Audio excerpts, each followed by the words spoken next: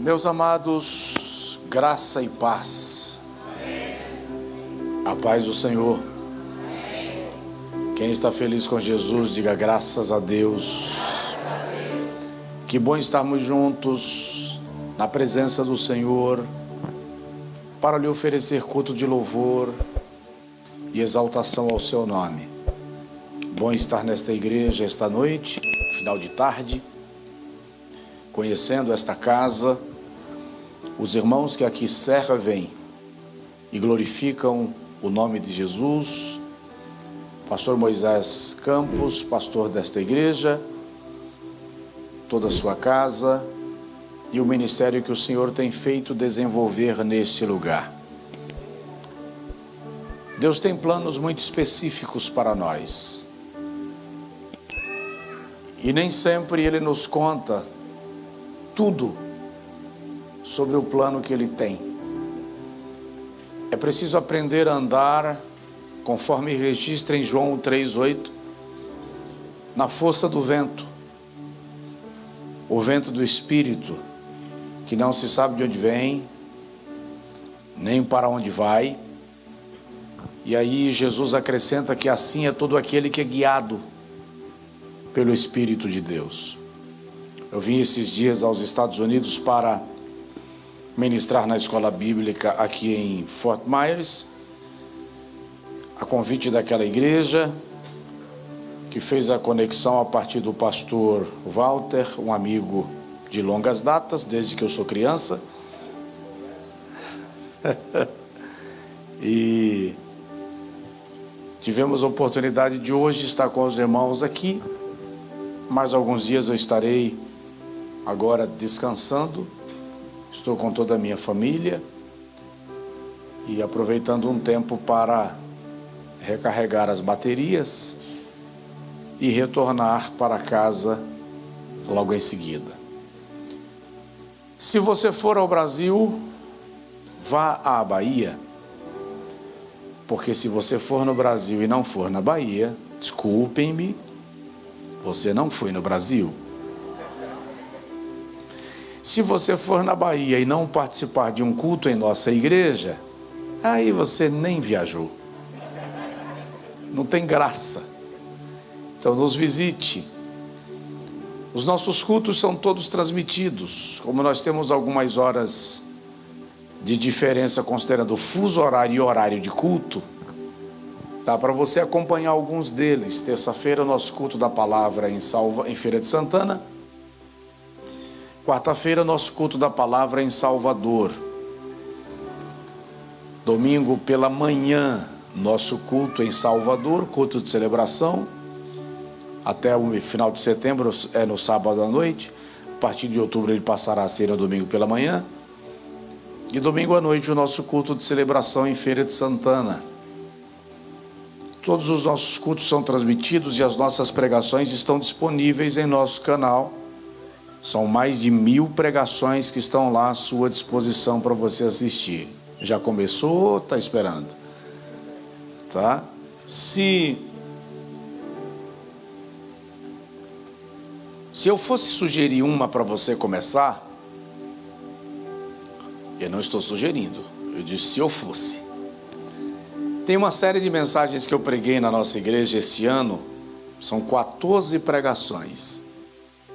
O tema da série é Você se conhece? Muito importante para você saber quem você é, quem é seu cônjuge, quem são seus filhos e poder lidar melhor uns com os outros. Amém? Que Deus nos ajude. Muito bom estarmos juntos. Abra comigo a sua Bíblia, por favor, no Evangelho segundo nos escreveu João. Eu estou vendo alguns irmãos que estavam na escola lá em Fort Myers. Deus abençoe. Em nome de Jesus, bom vê-los. E espero que tenha sido altamente proveitoso. Amém? João capítulo de número 4, eu vou ler até o versículo 4, do versículo 1 ao versículo 4. E quero caminhar com vocês neste capítulo, pelo menos até o versículo de número 44. Eu vou ler apenas os 4 versículos iniciais, mas quero destacar algumas verdades e lições espirituais para nós desse capítulo, que vai pelo menos até o versículo 44. Quando eu cheguei em casa agora, no final do culto, já era por volta de 4 e alguma coisa. Eu até quis sentar para dar uma lida e buscar algo específico e elaborado para trazer a vocês. Mas no momento que eu fiz isso, eu senti no meu coração o Senhor dizendo assim: deixa eu falar sem você planejar. Foi esse o sentimento. Quando eu entrei no carro, eu disse ao pastor Walter: o que eu vou pregar? Não faço ideia. Mas esse texto já estava saltando no meu coração. Vamos ver o que Deus vai conversar com a gente. Diz assim: quando, pois, o Senhor soube que os fariseus tinham ouvido dizer que ele, Jesus, fazia e batizava mais discípulos do que João, ainda que Jesus mesmo não batizava, mas os seus discípulos, deixou a Judéia e foi outra vez para a Galileia. E era-lhe necessário passar por Samaria. Diga amém. Amém. Agora diga comigo: Senhor, fala comigo. Amém. Podem sentar, amados. Obrigado ao tecladista, à tecladista, pelo apoio. Não, pode deixar, pode. Queridos, a história do Senhor Jesus toca com a história de todos os homens, mesmo com aqueles que não o reconhecem, que não o admitem, que não creem nele. O seu ministério estava florescendo. O ministério de João Batista estava caminhando para a sua concretização e finalização. E o ministério de Jesus está surgindo e ganhando evidência na Judéia. Judéia, Galileia e Samaria são 3 regiões da mesma nação, o território de Israel nos dias de Jesus. Esses 3 povos não tinham uma boa convivência, nem judeus com galileus, nem judeus com samaritanos, nem estes com aqueles. Não havia uma relação amistosa entre esses 3 povos. Os galileus sofriam um preconceito meio bairrista por parte daqueles que eram da Judéia. Os samaritanos eram rejeitados por judeus e por galileus, porque os samaritanos eram descendentes daquele povo que a Assíria trouxe para o território de Israel, quando houve o cativeiro das 10 tribos e a destruição do reino do norte, muitos séculos antes. Na medida que o ministério de Jesus começa a florescer, os fariseus se levantam. Alguns crentes têm a ideia de que os fariseus eram um bando de alienados que não sabiam o que falavam, o que pensavam e o que faziam. Mas é um equívoco. Para o irmão ter uma ideia, o sinédrio, composto de 72 homens, era na sua maioria ocupado por homens que professavam a doutrina dos fariseus. E diga-se de passagem que o sinédrio era a Suprema Corte. Lá estavam juízes, juristas, que aplicavam a lei, interpretavam a lei, julgavam e sentenciavam. Então eram homens que tinham um poder muito grande no território de Israel, nos dias de Jesus. O texto diz que os fariseus ouviram falar que Jesus fazia mais discípulos do que João. e batizava mais discípulos do que João. E aí João, o evangelista, acrescenta que não era Jesus mesmo quem batizava, mas os seus discípulos.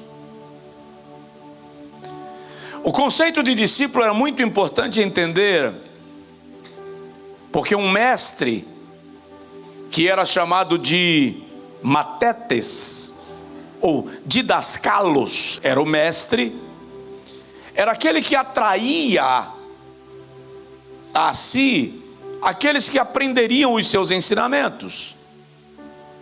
Já os discípulos, matetes, eram aprendizes. Eu disse hoje pela manhã que havia dois tipos de discípulos nos dias de Jesus: aquele que frequentava a escola de um mestre e aquele que morava na escola do mestre. O que frequentava a escola aprendia do mestre. O que morava na escola aprendia ao mestre. O que frequentava a escola aprendia os seus ensinos. O que morava na escola aprendia o seu estilo de vida. Assimilava gestos e trejeitos de comportamento e fala do seu discipulador. Era muito comum, quando alguém queria se tornar discípulo de um mestre, visitar algumas escolas para assistir às aulas. Então eu sou alguém interessado em entender a lei, descobri, como é seu nome, por favor? Descobri o Rabi Richard, e vou assistir uma aula dele. Depois eu descobri a aula do Ricardo Richard, e assisti a aula do Ricardo, Rabi, mestre. Depois eu ia assistir a aula do Felipe, e depois eu escolhia qual deles me agradou mais. Jesus vai e diz assim: não vos escolhestes vós a mim. O que Jesus está dizendo é: não foram vocês que me escolheram para ser mestre de vocês. Fui eu quem escolhi vocês para serem meus discípulos. Ele está dizendo: aí vocês estão acostumados a escolher o mestre que mais lhes agrada. No modelo que eu estou trazendo, eu não estou preocupado em agradar vocês. Eu estou escolhendo os alunos a quem eu vou treinar para aquilo que eu pretendo fazer através desses alunos. Todo o método de Jesus incomoda o padrão pedagógico dos fariseus. Quando o irmão lê o final do Sermão da Montanha, encontra quando a multidão descendo o monte diz: ele não ensina como os escribas e os fariseus. Ele ensina como quem tem autoridade. Ele sabe o que diz. Nós compreendemos o que ele fala. Então a pedagogia de Jesus era distinta daquilo que eles estavam acostumados a operar. E se Jesus agora está atraindo multidões, para os fariseus isso é um problema. Já não bastava João Batista.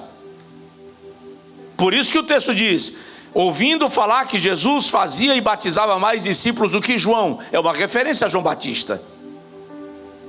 Já não bastava João Batista, esse nós já aprendemos e tiramos de circulação.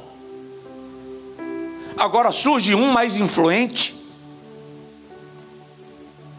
gerando um maior volume. Jesus percebe isto. Aqui nós temos uma lição. E quando Jesus percebe, o texto diz que ele deixou a Judeia e foi para a Galileia. Era descida. Era uma viagem de descida. Entenda isso. Antes que explodisse a crise, Jesus se ausentou do ambiente da crise. Não fique na crise só para provar que é macho. Não fique no ambiente da crise só para provar que pode medir força com quem quer que seja. Jesus sabia que aquela não era a hora de uma crise. Então ele se ausenta. A viagem da Judéia para a Galileia demorava em média 7 a 8 dias. A viagem da Galileia para a Judéia demorava em média 8 a 10 dias. Por quê, pastor? Porque para ir era descendo, para voltar era subindo. E havia uma regra, havia um limite de tempo que poderia ser percorrido por dia. Dá uma média hoje de 196 quilômetros. Em milhas isso daria o quê? 120 milhas? 110 milhas? Essa média. Era deserto. Jesus desce para a Galileia. Na Galileia estão cidades como Cafarnaum, Nazaré. Cafarnaum é a cidade onde Jesus vai morar, e eu falo disso daqui a pouco. O texto diz no versículo 4 que era-lhe necessário. Diga comigo, era-lhe necessário. Preste atenção, o era-lhe necessário aqui não era uma questão geográfica. A expressão era necessário não se deve ao fato de que não havia outro caminho para ir para a Galileia. Havia. Inclusive os estudiosos dizem que havia caminhos mais confortáveis e melhores do que o caminho que passava pelo território de Samaria. Este era um caminho que o viajante comum evitava por causa dos assaltos, assim como por causa da antipatia dos samaritanos em relação aos judeus. Então normalmente se optava por outro caminho. A expressão era-lhe necessário se devia ao fato de que Jesus queria passar por Samaria. Fazia parte do seu plano. Então presta atenção. Apesar de às vezes você ter opções, se faz necessário fazer aquilo que você não gostaria. Faz parte do plano. Quando Jesus chega em Samaria, aqui nós vamos encontrar um dos diálogos mais ricos das Sagradas Escrituras. O diálogo de Jesus com a mulher samaritana. Porque quando Jesus chega à beira do poço de Jacó, ele chama os seus discípulos e diz: vão comprar comida? Jesus sabia que o que estava por acontecer os discípulos não entenderiam. Provoca seu vizinho e diz para ele assim: tem coisa que Deus pretende fazer e que você não entende. Então às vezes Deus te tira de um lugar para outro só para fazer aquilo que Ele pretende fazer. Aleluia, Jesus. Vão comprar comida. Quando os discípulos vão comprar comida, chega uma mulher samaritana para tirar água do poço de Jacó. Judeus e samaritanos eram inimigos há séculos. Um rabino lá em Jerusalém me disse que a inimizade era tão grande que um judeu não lavava os pés num tanque, numa barragem onde um samaritano tivesse lavado as mãos. Era uma inimizade muito forte. Jesus se aproxima da mulher e diz: me dá um pouco desta água. E a mulher diz assim: como pode você, sendo judeu, falar comigo que sou samaritana? Eu já vi alguém dizendo que a mulher era humilde. Ela estava dizendo: não, senhor, como pode o senhor se dirigir a mim? Ó. Ela estava sendo arrogante. Os samaritanos se consideravam casta superior aos judeus. Os judeus se consideravam casta superior aos samaritanos. Então o que ela está dizendo é: como pode você, que é de casta inferior à minha, se dirigir a mim? ela não esperava a resposta. Porque aquele a quem ela julgou de casta inferior, olha para ela e diz: se tu soubesses quem é que fala contigo, tu me pediria e eu te daria água viva.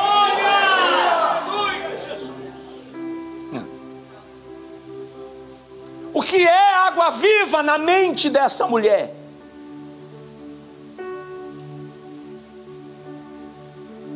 Água viva na mente dessa mulher nos leva para Gênesis 26.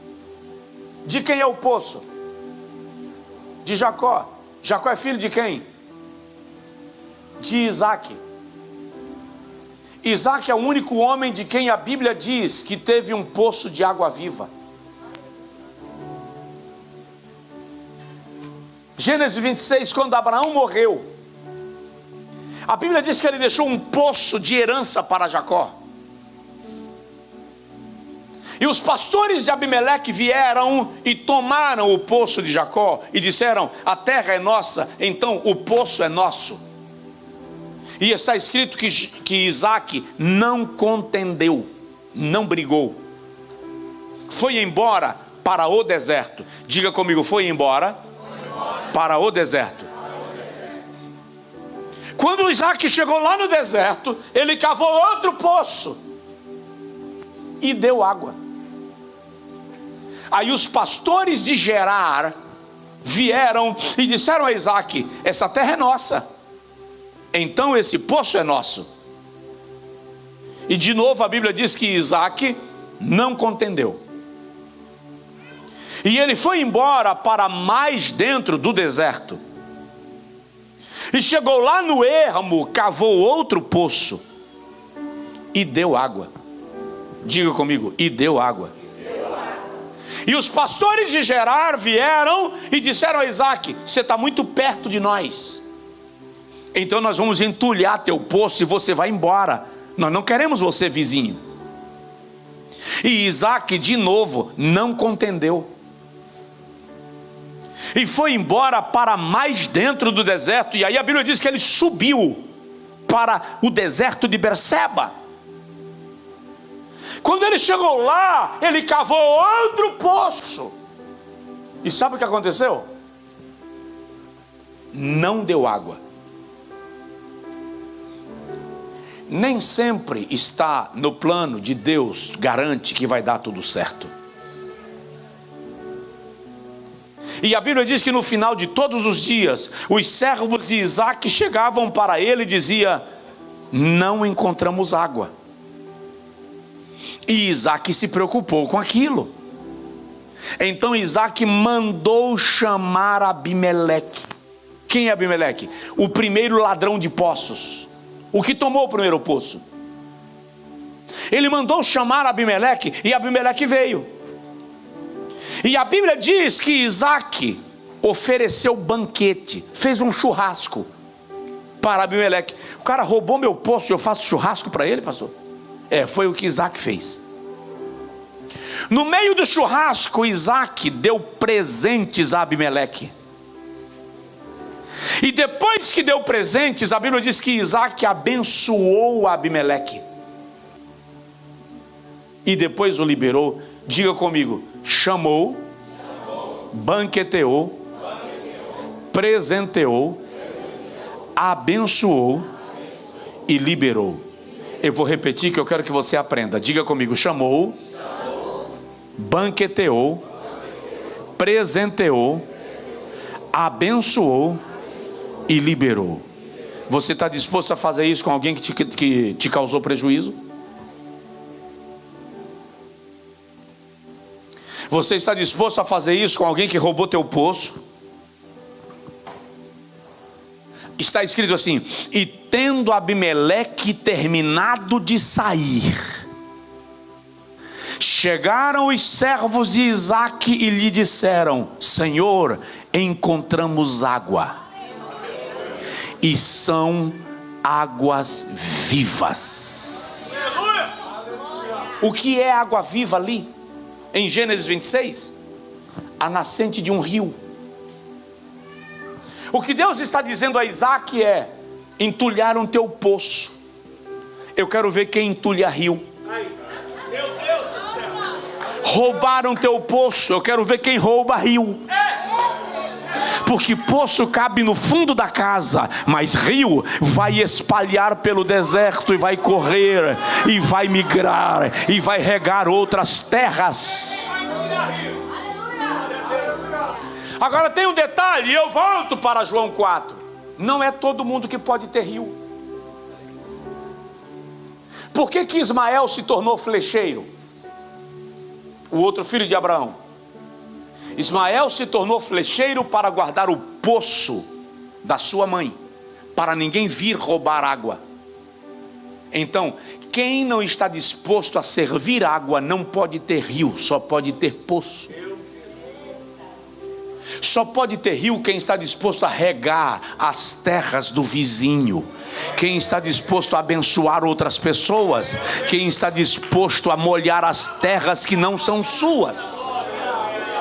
Então Jesus olha para a mulher e diz: se tu soubesses quem fala contigo, tu me pediria e eu te daria mais do que água do poço. Eu te daria água viva, a nascente de um rio. A mulher olha para Jesus e diz assim: tu não tens nem com que tirar, como me darias água? Jesus então diz: mulher, aquele que beber desta água voltará a ter sede, mas o que beber da água que eu lhe der, nunca mais sede terá. Pelo contrário, a água que eu lhe der fará nele uma fonte. Jesus está se reportando a Gênesis 26.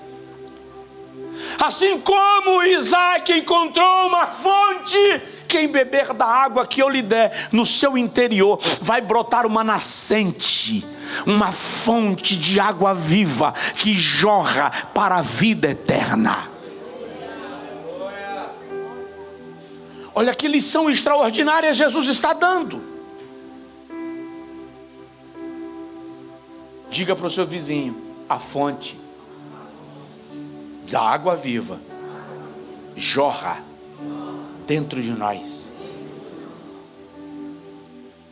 Aí a mulher diz: Senhor, então me dá dessa água. Porque o que ela está dizendo é: eu não suporto mais vir aqui meio-dia tirar água. Jesus disse: te dou, vai e chama teu marido.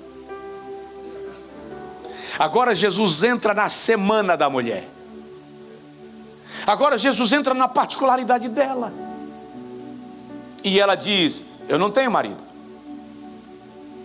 Jesus olha para a mulher e diz: falaste a verdade, dissestes bem, porque tivesse 5 maridos, e o que está contigo agora não é teu marido, e isto tu dissestes com verdade. Vamos lá. Eu já vi alguém pregando que essa mulher era uma prostituta. Não é verdade. Ela é uma mulher séria, que se casou 5 vezes, e por alguma razão os maridos daquela mulher lhe davam carta de divórcio, lhe mandavam embora. Chegou um momento na vida daquela mulher que ela se frustrou, e ela diz: do que me adianta casar se me mandam embora?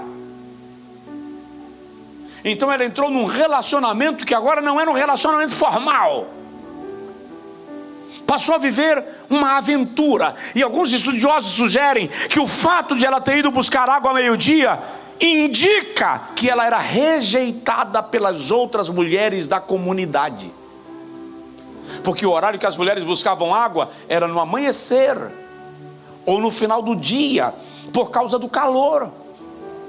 Ela ia meio-dia sozinha. Por quê? Por causa da sua história. E preste atenção, como isso se dá, pastor? eu falei um pouquinho sobre isso hoje pela manhã. Deuteronômio 32, a lei de Moisés diz que se um homem encontrasse algo imoral, alguma coisa indecente na sua mulher, poderia dar-lhe carta de divórcio. Indecente ali era algo de ordem moral. Mas nos dias de Jesus, surgiu uma escola de interpretação da lei, chamada de escola de Hillel. E eles interpretaram que coisa indecente poderia ser qualquer coisa que não me agrade. Tipo, você tem os olhos pretos, eu encontrei uma de olhos azuis, então eu estou te dando carta de divórcio. E mandava a mulher embora. Só que eu expliquei hoje, divórcio nos dias de Jesus era caro. Era mais caro do que hoje. Posso descer, pastor Moisés? Por que era caro? Porque quando um homem se casava, senhor câmera, quando um homem se casava, ela trazia um dote. Sua esposa? Então me permita. Ela trazia um dote. E o dote passava a ser gerenciado por ele. Para divorciar, o indivíduo tinha que devolver o dote que ela trouxe. E precisava ir no sinédrio, para o sinédrio calcular durante os anos de casado quanto ele ganhou com o dote que ela trouxe. Porque ele tinha que devolver o dote e devolver os lucros que obtivera em cima do dote que era dela. Era caro. Nos dias de Jesus, os homens estão evitando isso e estão optando pelo repúdio. Por isso Mateus 19 é o discurso de Jesus falando sobre esse assunto. Mateus 19 não é um discurso religioso. Mateus 19 é um discurso jurídico. Jesus está condenando a prática dos homens de Israel nos seus dias, que, para não mexerem com a sua estrutura econômica, estavam repudiando, em vez de se divorciarem. Estavam escravizando a mulher, estavam oprimindo, colocando sobre ela um peso que a lei não impunha.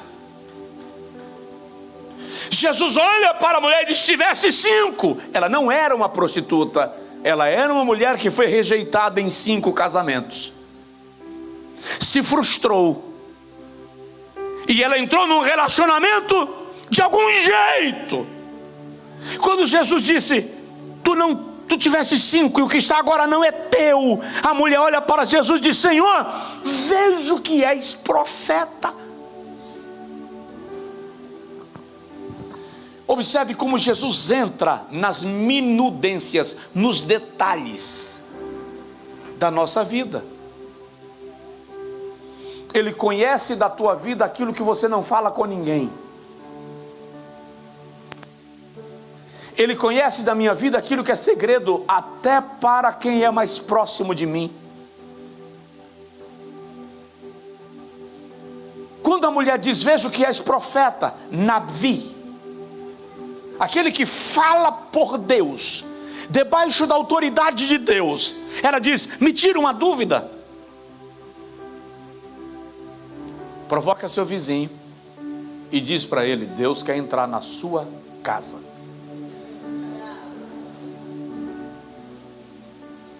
Tu és profeta? Já que és profeta, me tira uma dúvida. Nossos pais adoravam neste monte. Agora ela sai do discurso jurídico e ela quer voltar para o discurso religioso. Porque Jesus desnudou a sua blindagem. Jesus desmontou a base que ela tinha de proteção pessoal. Vamos falar de adoração. Vamos parar de falar da minha vida e vamos falar de adoração. Os nossos pais adoravam a Deus aqui no monte. Vocês dizem que a adoração tem que ser em Jerusalém. Aí ela diz a Jesus, ou ela pergunta a Jesus: qual é o lugar de adorar? Aí Jesus diz: mulher, acredite, a hora vem em que Deus não será adorado nem no monte, nem em Jerusalém. A hora vem, e já chegou. Irmão, essa frase de Jesus é um pilar do Evangelho. Jesus está dizendo àquela mulher: eu estou estabelecendo agora um novo modelo de culto. A partir de agora, eu estou estabelecendo um novo formato de adoração. Nem no monte, nem em Jerusalém. Não depende mais do lugar, depende da atitude interior. Porque Deus é Espírito, e importa que aqueles que o adorem em espírito e em verdade. Aí Jesus traz algo muito incomum, porque ele diz assim: o Pai procura aqueles que o adoram assim. Esse texto me chama a atenção. Nós não temos adoração em todo lugar? Como é que o Pai está procurando adorador? A gente não canta todo dia, toda hora. Como é que Deus está procurando adorador? Você não encontra Deus procurando nada na Bíblia. Ele sabe onde estão todas as coisas, inclusive os tesouros da neve. Ele sabe onde mora a luz. Ele conhece o peso do vento e está procurando adorador. É porque nós confundimos cantar com adorar. Nós confundimos pregar com adorar. Nós confundimos vir à igreja com adoração. Adoração não é o que eu faço quando eu estou no templo. Adoração é o que eu vivo. A minha vida precisa ser um ato de adoração. O que é adorar em espírito? É oferecer a Deus o meu culto espontâneo. Eu levanto a mão quando o pregador diz: levante a mão e dê glória a Deus. Eu faço o gesto quando o ministro de louvor diz: se incline e adore. A adoração em espírito não depende de que alguém direcione. É aquilo que o meu coração deseja oferecer para Deus. Está todo mundo sentado, mas eu quero adorar em pé. Está todo mundo em pé, mas eu quero adorar de joelhos. Está todo mundo de joelhos, mas eu quero deitar. É o que o meu coração deseja oferecer para Deus, sem que ninguém mande ou sugira. E o que é adorar em verdade? Aqui, quando o Senhor me trouxe isto, me constrangeu. Porque aqui está a questão do o Pai procura. Adorar em verdade só acontece quando todas as mentiras da nossa vida são aniquiladas.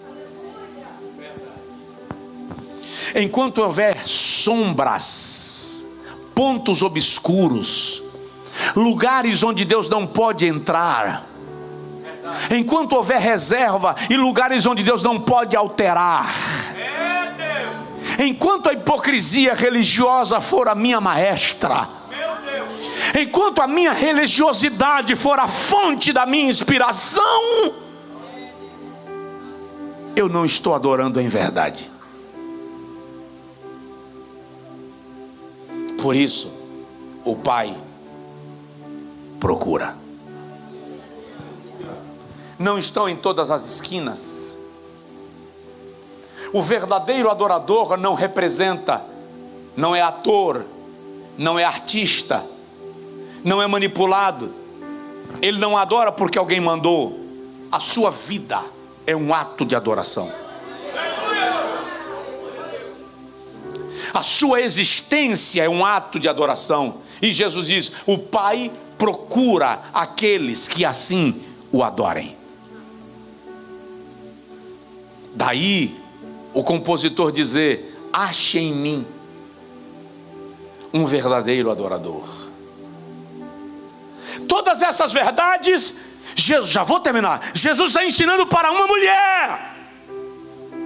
E quando Jesus diz isso, ela diz assim: eu sei que quando o Messias vier, Ele nos revelará essas coisas. Jesus diz: eu sou.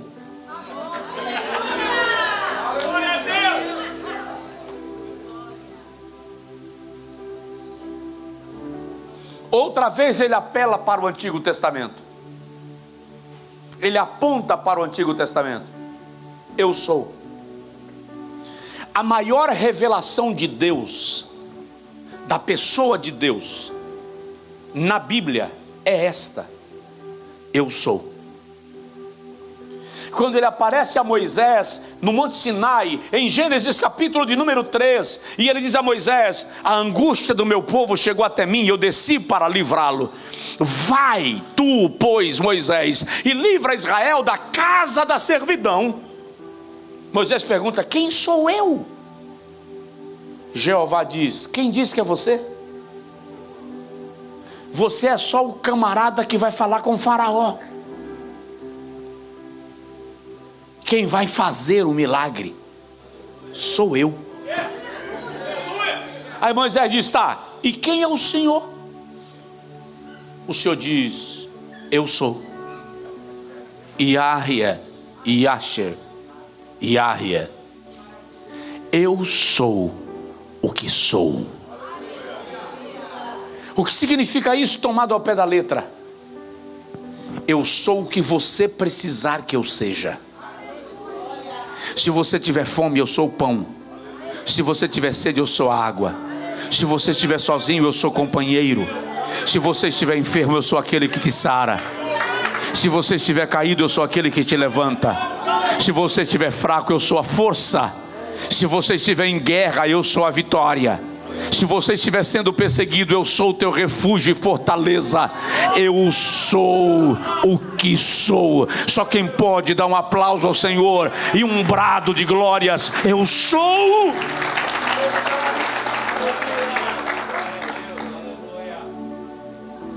Eu quero dizer só mais duas coisas, não que não tenha mais para falar, mas também não quero ir com você lá para meia-noite, né? Deixa eu falar mais duas coisitas. Enquanto Jesus está conversando com a mulher, aquilo que ele previra aconteceu. Os discípulos chegaram. E os discípulos veem Jesus conversando com a samaritana. Não podia. Aquilo era uma afronta religiosa. Eles eram judeus, galileus. Como é que ele está conversando com a samaritana? Para começar, um homem não conversava com uma mulher. E samaritana? Não. Senhor, vem comer. Sabe quando você está insistindo com alguém para comer, não porque você quer dar comida, mas porque você quer desfavorecer outro? Senhor, vem comer. Jesus para e diz: eu tenho uma comida para comer que vocês não conhecem.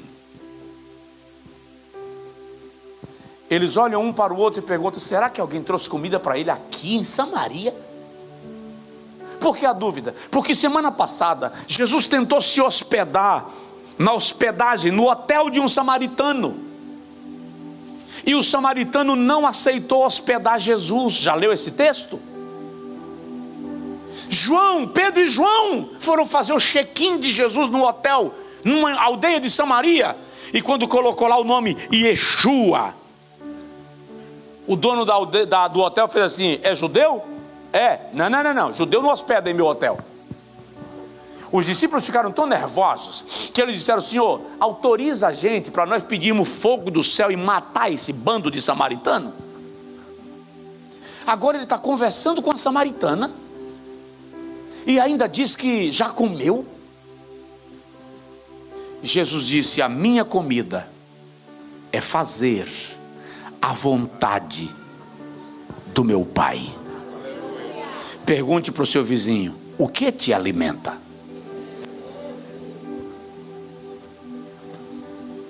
Qual é a tua comida?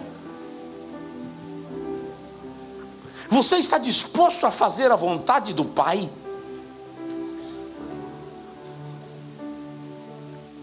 E se a vontade do Pai for diferente da sua?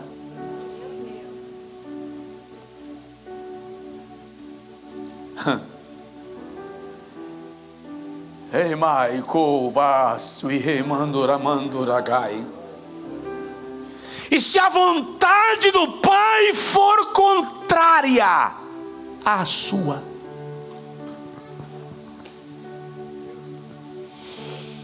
e se Deus te mandar fazer algo que você não gostaria de fazer,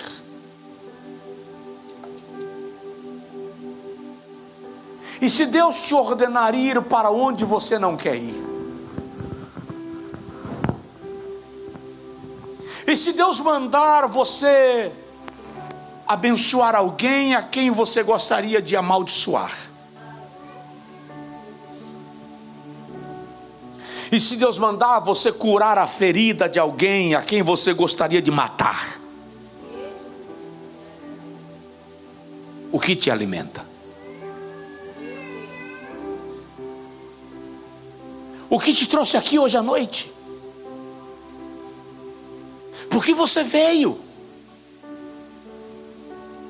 A vontade de Deus faz sentido na sua vida? Porque às vezes nós oramos pela vontade de Deus, mas no íntimo a gente diz: Senhor, que a tua vontade seja a minha. Porque na prática eu aprendi que a oração que Deus ouve não é a que passa pelos meus lábios, é a que eu faço aqui dentro.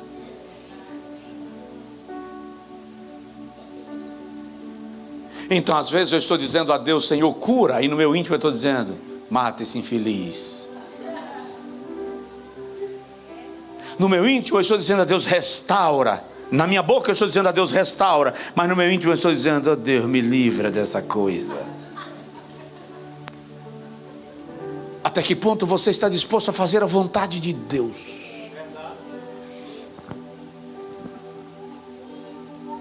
Vou dar um exemplo.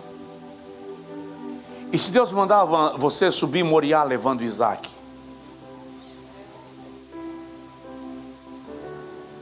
Você vai? E se Deus te mandar sair da tua terra, do meio do teu pai, da casa da tua parentela, para a terra que Ele ainda vai te mostrar, dá para ir? E se Deus te tirar do palácio do faraó, onde você é príncipe, para padecer no deserto com um povo escravo, dá certo? Uma comida eu tenho para comer que vocês não conhecem. Que comida? Fazer a vontade do meu Pai.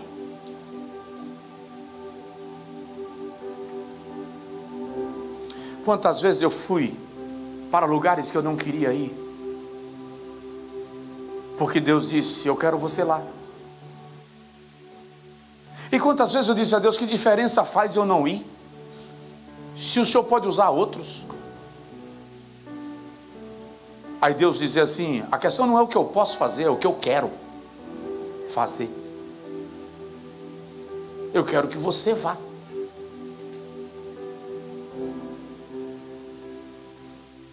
Jesus diz assim: Pai, passa de mim esse cálice, sem que eu beba. Há outras formas pelas quais o Senhor pode fazer o que tem que ser feito. E ele começa a suar grandes gotas de sangue. O nome desse fenômeno é hermatidrose. É quando o nível de estresse emocional é tão violento que os vasos sanguíneos elastecem e entram em contato com os poros sudoríparos. Em vez de sair suor, sai sangue. A ciência diz que a angústia é tão grande que pode matar, pode romper o miocárdio. Todavia, faça-se a tua vontade e não a minha. Você tem coragem de fazer essa oração?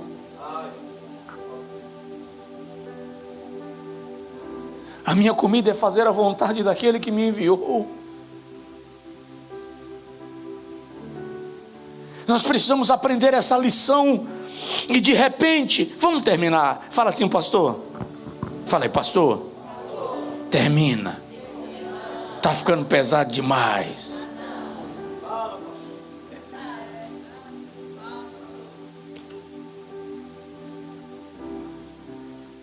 Só para gerar conexão no texto, enquanto Jesus conversa com os discípulos e dá a lição, ela foi embora.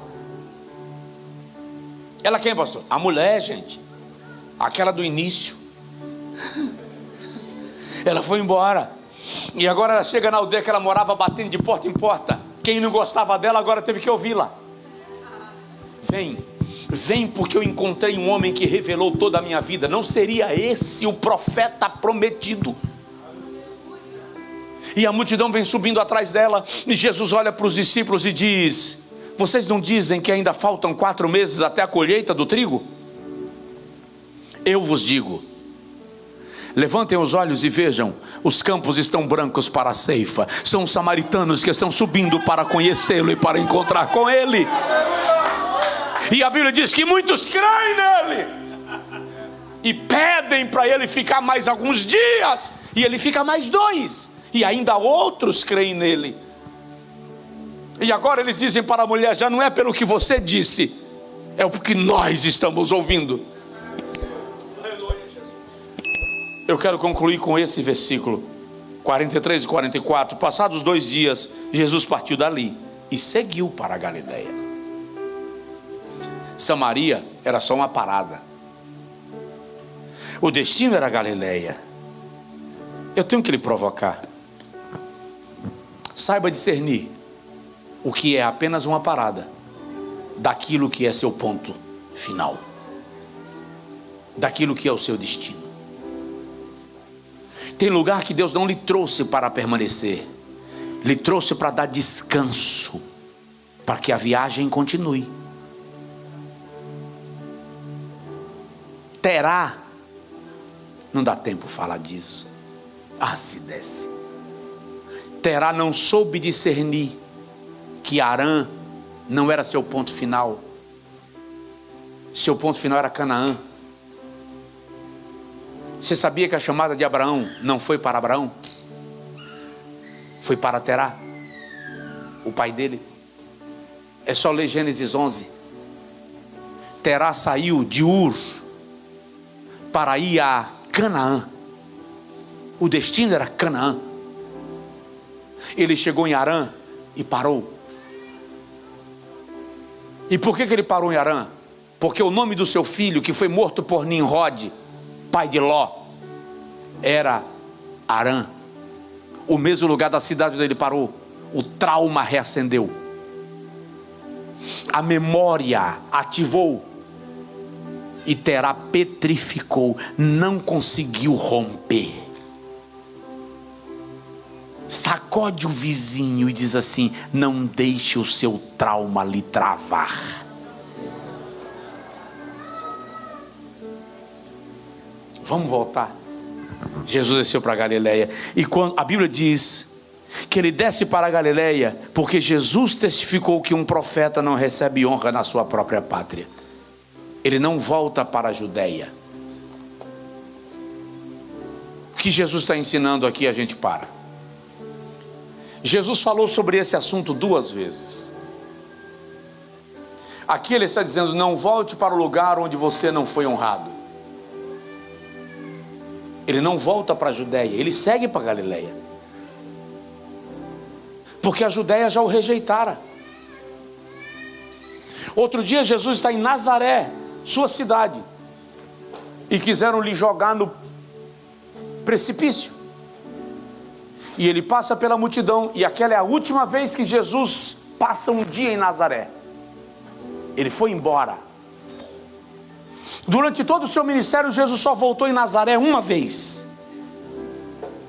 E a Bíblia diz que ele não fez milagres em Nazaré por causa da incredulidade do povo. E qual era a causa da incredulidade do povo? Desonra. Eles não admitiam que alguém que fosse filho de um carpinteiro estivesse fazendo aquilo que Jesus fazia. E aí Jesus diz: em verdade vos digo que nenhum profeta tem honra na sua própria terra. E tem crente que fica usando isso como doutrina, para dizer, está escrito que profeta não tem honra na sua terra. Isso aqui não é um ensino que Jesus está dando para você desonrar os de casa. Esse é o ensino que Jesus está dando para você não permanecer na casa onde a desonra é praticada. Ele volta a repetir. Uma das coisas que nós precisamos aprender é cultura da honra. Honrar aqueles que o Senhor levanta em nossa vida. Honrar o meu pastor, honrar os meus pastores, honrar a família do meu pastor, honrar o líder do departamento, honrar o meu marido, honrar a minha mulher, honrar os meus filhos, honrar os meus pais, honrar os meus amigos, honrar as autoridades que o Senhor constituiu sobre mim. Se no lugar que você vive, o princípio da honra não é praticado, só permaneça nele, se Deus lhe chamou para estar ali para ensinar sobre o assunto. Caso contrário, não vale a pena. Eu concluo dizendo, terminei de pregar uma certa feita numa igreja, e quando terminou o congresso, o irmão que estava me conduzindo, decidiu me dar um presente. E eu não rejeito o presente. A Bíblia diz que o presente abre o caminho de quem o dá. Mas quando eu vi o presente, eu sabia que não era um presente barato. Era um presente de grande valor. E por alguma razão o Senhor me incomodou e eu perguntei para ele, há quanto tempo você congrega aqui? E ele disse a quantidade de anos. E eu perguntei há quanto tempo você está debaixo do pastoreio do pastor fulano? E ele disse a quantidade de anos. E eu disse, ele tem sido bênção na sua vida? Ah, pastor, meu casamento estava em crise. Se não fosse o pastor, tinha perdido minha mulher. E ele começou a contar alguns episódios. E eu perguntei para ele, você não me leva a mal se eu te fizer uma pergunta que é muito pessoal? Pode falar, pastor. Você já deu para o teu pastor um presente tão expressivo? Oh, pastor, o senhor não gostou? Não, amei. Amei. Mas a pergunta é para te ensinar um princípio. Sim ou não? Oh, pastor, eu nunca me despertei para isso. Posso te dar uma sugestão? Claro. Transfere esse presente que você está me dando para o teu pastor. Eu estou com você só há 3 dias. Ele está com você há 10 anos. E você ainda não expressou algo tão elevado. Faz isso. Quando eu voltar, e eu vou voltar, o presente é meu. Mas agora, eu quero que você abra seu caminho. Porque a Bíblia diz que o presente abre o caminho de quem o dá. Eu vou concluir dizendo, aprenda a honrar. Honre sua mulher, honre seu marido, honre os seus pais, honre os seus filhos, honre os seus amigos. Honre alguém que Deus traz aqui para abençoar a sua vida. Honre. Faça disso uma prática, uma cultura. Porque casa onde não tem honra, perde profeta. Você entendeu? Diga amém. Fica de pé, por favor, quem puder. Quem puder. Tem irmãos com criança no colo. Não se... Eu quero orar por sua vida. Você está, de algum modo, na posição da mulher samaritana. Não, eu não estou no lugar de Jesus. Eu estou junto com você. Mas o lindo disso é que Jesus nunca vai te julgar por tua história. Ele nunca vai te medir pelos teus traumas. Nunca. Jesus nunca vai medir você por causa dos teus fracassos. Ele vai te oferecer água viva. E esta água viva que Ele vai te oferecer, Ele vai fazer brotar dentro de você, para jorrar dentro de você. Por que isso? Porque Ele não quer apenas matar a tua sede. Ele quer fazer de você um instrumento para saciar a sede de outros. Aleluia. Se você quiser vir à frente e receber a oração por causa de alguma situação específica, venha. Pastor, eu estou me sentindo como essa mulher. Não é o mesmo problema, não é o mesmo cenário, não é a mesma realidade, não é a mesma dificuldade, mas eu tenho as minhas dificuldades, eu tenho as minhas memórias, eu tenho os meus traumas, e eu quero ser curado, curada por Jesus agora. Vem à frente, eu quero orar contigo. Venha ao altar. Deus é poderoso para mudar a nossa história, para entrar na nossa intimidade, para transformar a nossa realidade. E eu vou repetir, sabe o que é bom nisso? Ele nunca te mede, Ele nunca te julga, Ele nunca te censura, Ele nunca te condena. Te ampara, te afaga, te achega, te protege. Sabe, a lei dizia para o leproso: você é imundo. Jesus dizia para o leproso: ser limpo. A lei dizia para o publicano: você não pode entrar na sinagoga.